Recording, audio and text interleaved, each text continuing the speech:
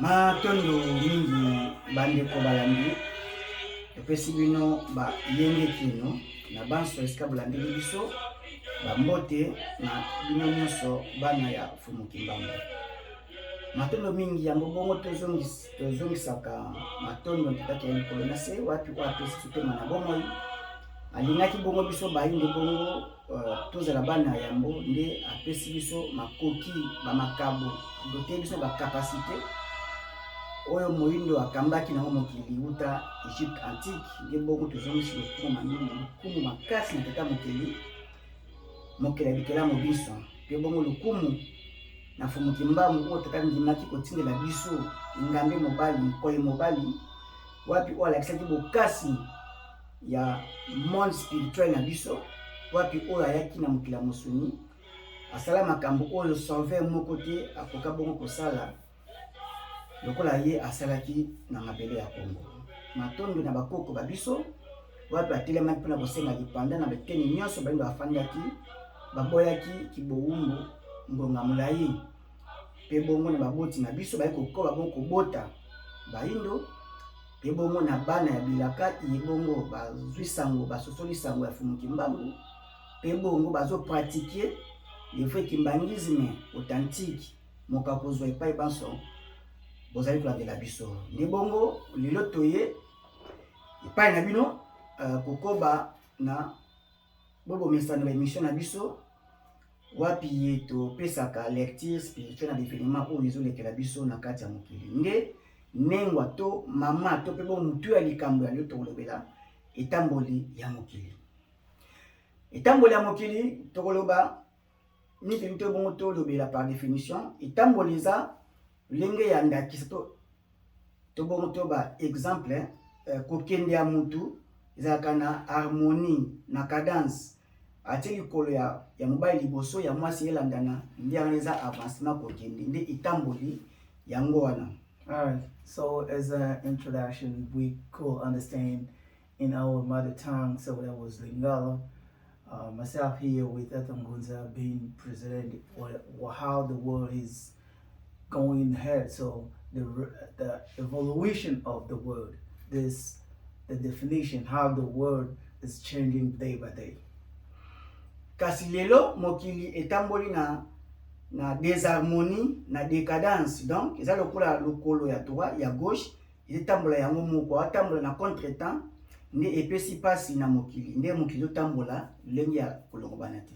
So the word for definition, how is it going ahead? So it's kind of going step by step, but right now what's happening really, it's not really going step by step, but it's going in advance. So another step is going forward and the other one's getting late or the delay.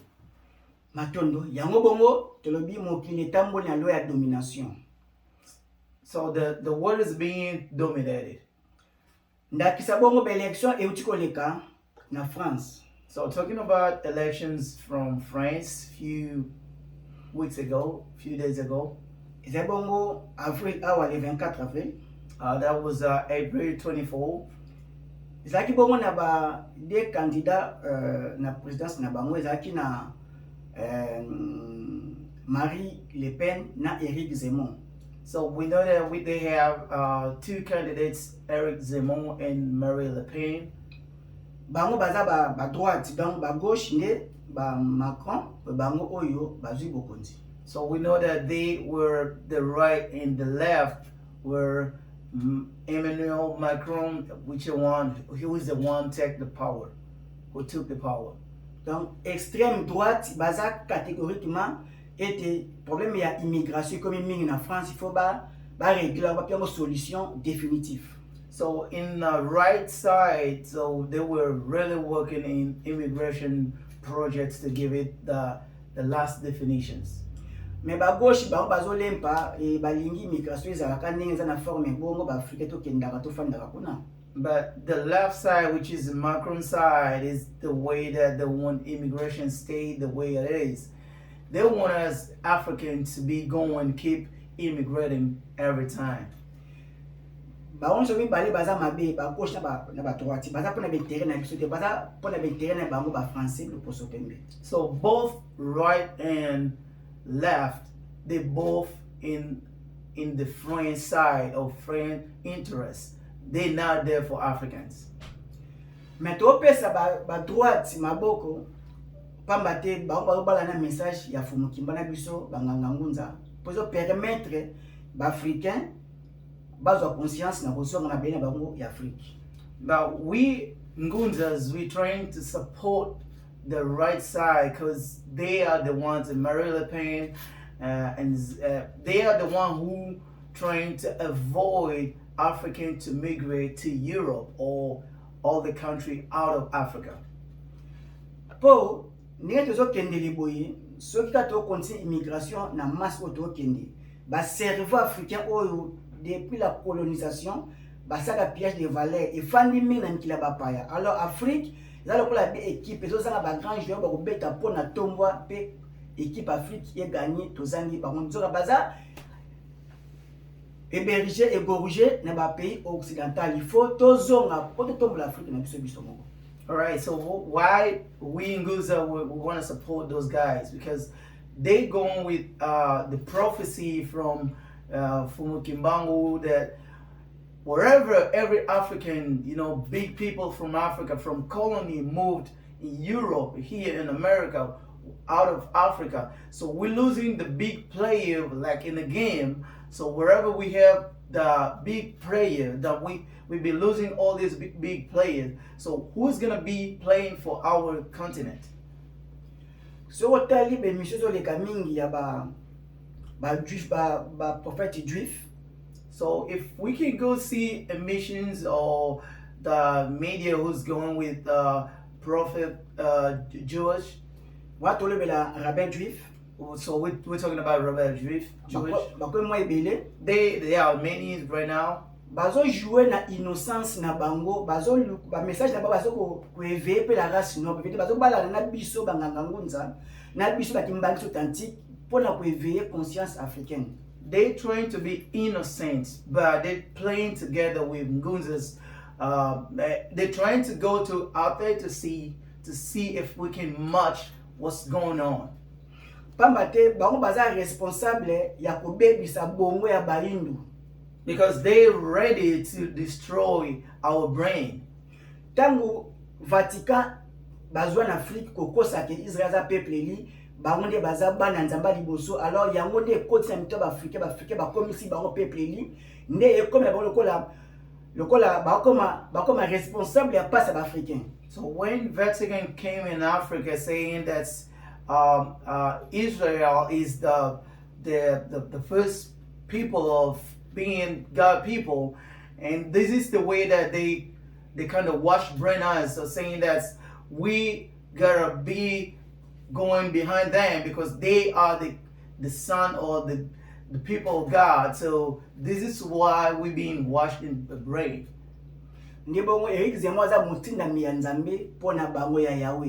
So that's why Eric Zemmour is a God, the person who God's saying. Donc, Azal juif mais abotam na France, bon comme français, a droit comme bon kumu yekolo. So we all know that Eric Zemmour is a Jew from France. He was born in France, but he's trying to become a president and at the same time trying to block us not going there, which is gonna make us going back to our prophecies. Ndeye aza catégorie qui mana politique et migration le bifo africain bazonga. Exactement il faut tozonga. Exactly, this person we need him. So Eric Zemmour is one of the president that we should need, who wants us to go back. This is what we're gonna be doing. So wherever we're going outside the Africa is gonna be without anybody, so without us. So we have this potential to bring our continent back. So that's why going back in the continent, which should be the best thing for us, Africa. Marie Le Pen idem azapendenge moko. So even Marie Le Pen is the same person. He's just working to eliminate all immigration stuff or to bring us back to the continent. Donc Yahweh atelemisi bango po bongo balongwa na mwambe ba oyo koya lubi pona bango. So God put them there to try to avoid any bad thing from their lives. Pambate ya le bisoka azwaki bokonzi. Yeah, because he said if he was going to get the power, alobi nationalité française aux asusu automatique te ki obote na France bon comme français te a ko remettre en cause. So because it was like it's not going to be it should not be like whatever you were born in France, you're not going to be automatically French. Donc ba changer nationalité te eza l'histoire makasi ko leka yango ezaki eza mabe. Donc faut tikala oyo yo ozali ko bota ma part tu za moyindo za africain. That's right, because you can't change who you are. Wherever, if you go, you have babies in America, that baby should not be an American. He's still an African.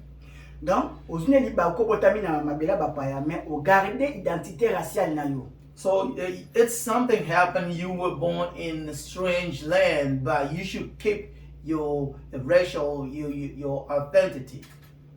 To ebite ndeke nini bango to basali zala na même nzete moko bakomi ndeke moko ndena ndika batela espèce na ye. So we know all birds, even if they're different, they're being built at the same house, but you will notice that they are different. So each one will keep in the same culture or the same situation of the way of live. Toke na même na zamba banyama so bana zamba banyama nyama ana ulengi na kibunyama même ne bali mbisi na mbisi azana ulengi na kimbisi makati ba basa sika moko. So if we can go to the forest, you will notice that even animals, they may be all in the same forest, but the lion's gonna be behaving like a lion, the tiger wanna be behaving like the tigers, or even if you go to the sea or the ocean, you will see we have different kind of fishes.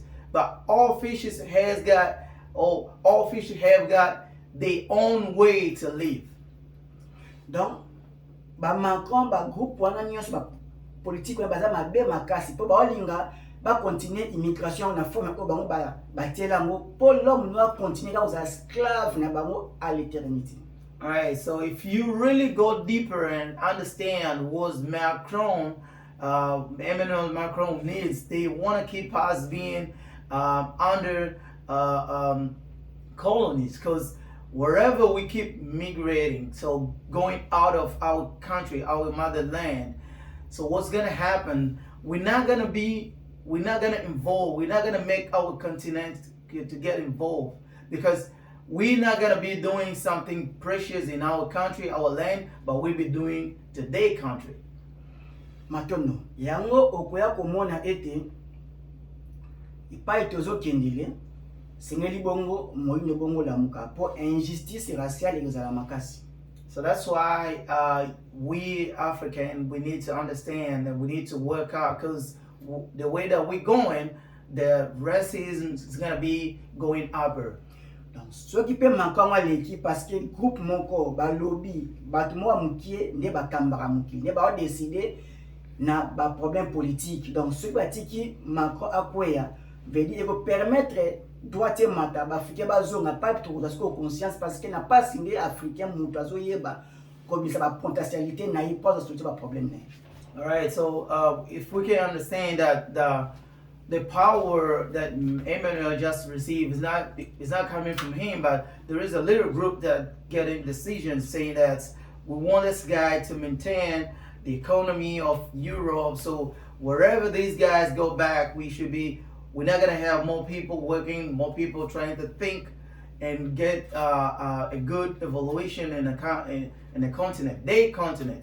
So remember that wherever you're fighting, whatever you're working hard, wherever you're suffering, that's the right way to you to get a victory.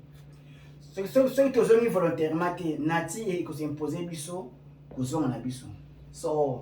if we're not gonna go by ourselves back home, the nature will be bringing us back home. Because Israël déjà so baki ngunda kuna bazali na contrat na Rwanda. Il peut sous Grande-Bretagne basu ba contrat na Rwanda veut dire batutu ba babwaka banda janvier 2022 oyo batutu ba bazobwaka veut dire ngunda na yo ba kozongiso na Rwanda.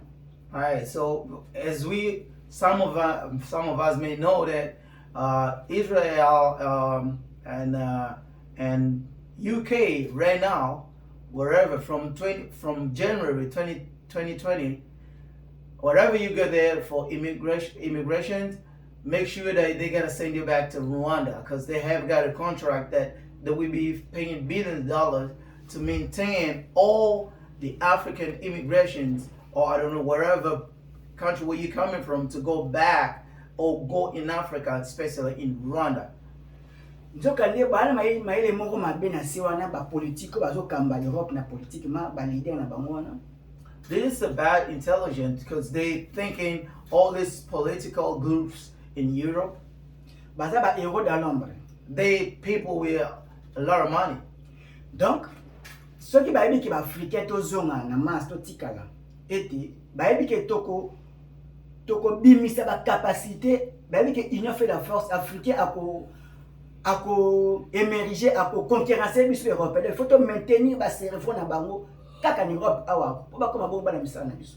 All right, so that people, or the group of those people with roughly the people who, you know, guide the world, they know that wherever we bring all this group of African back to the country or back to Africa, so that we be together, that we work hard, and we will lose all those brain. What's gonna happen? That we be trying to work hard and being against us. Donc nature eko s'imposer ba on na confusion, ne dia Grande-Bretagne déjà zui pape déjà boye qui va aider l'Africain en Afrique, veut dire ba te monta ba débloquer ba pesa na Paul Kagame président ya Rwanda tonga kuna ba mate ba Africain o ba lingi ngunda ba kinsko kutindile kuna, donc faut songa ka Afrique, donc c'est inévitable, faut songa ka Afrique. So that we can all see that the nature is kind of showing us that we need to go back home. So we can see that UK, other countries saying that they give a lot of money to Paul Kagame to build a lot of places, you know, places we should be receiving Africans and all going back home. So even we try not going back, we gotta be prepared to be going, because even the nature will make us go back home. Nyonso ezoleka na mokili eza dirigé orienté fo mokimba azokamba mpona bolamu na biso mo africain. So everything is happening now, it's being guided by Fumukimbangu. It's all for our benefits. Pamba te lelo oso tokete troisième guerre eza inévitable eko s'imposer biso bandi bongo tozonga. So today, if we don't go back, we need to think about the third war, which is no way to us to stay. Now we're gonna stay here, where we'll be all going back. Donc lelo oyo bazo détruire Ukraine pamba te bazwa ba main d'œuvre na bango awa ni États-Unis dia bazwa 100,000 Ukrainiens. So why they kind of destroying Ukraine? Because they're trying to get the people for work. So now in United States here, they already have 100 million. Pe awa déjà Sénat présent awa 100,000.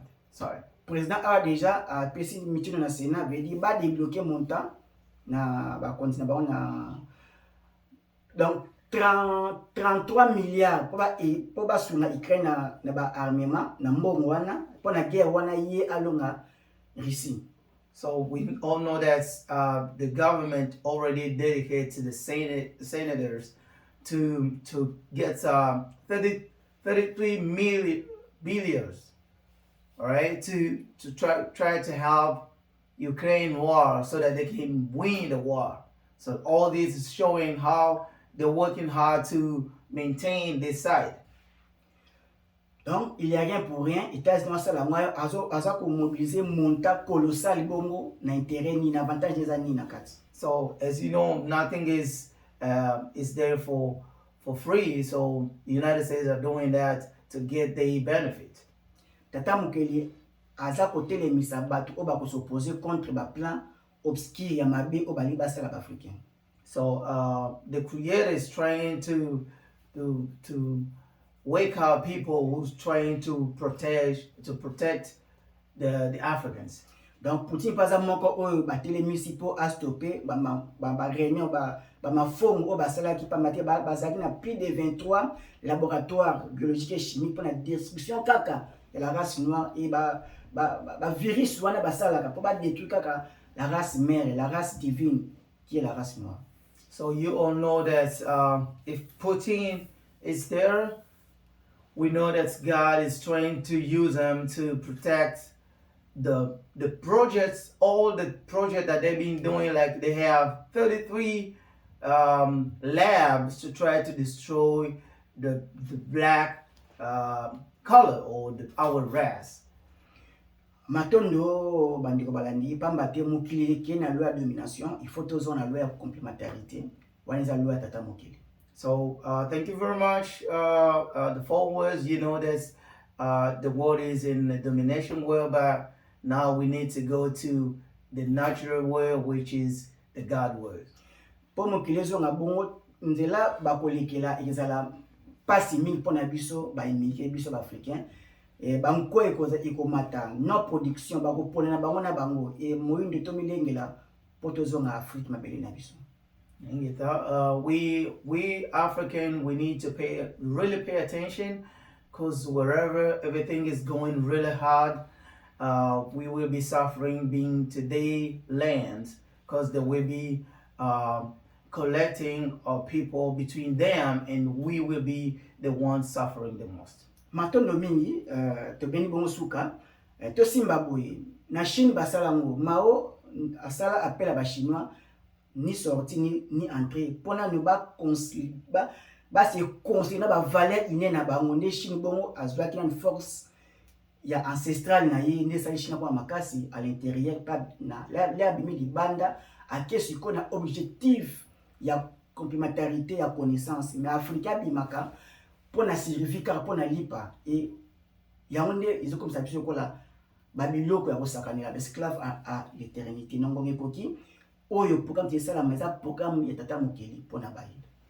So we will be ending up saying that Mao in China, he made a good plan, closing or stopping people coming and going out, building his country, educating his people, and after that they opened the doors to them with a lot of capacity or a lot of energy, a lot of abilities to go work, not like us coming here or going out of abroad or going out of the land to go find a life, find something to eat.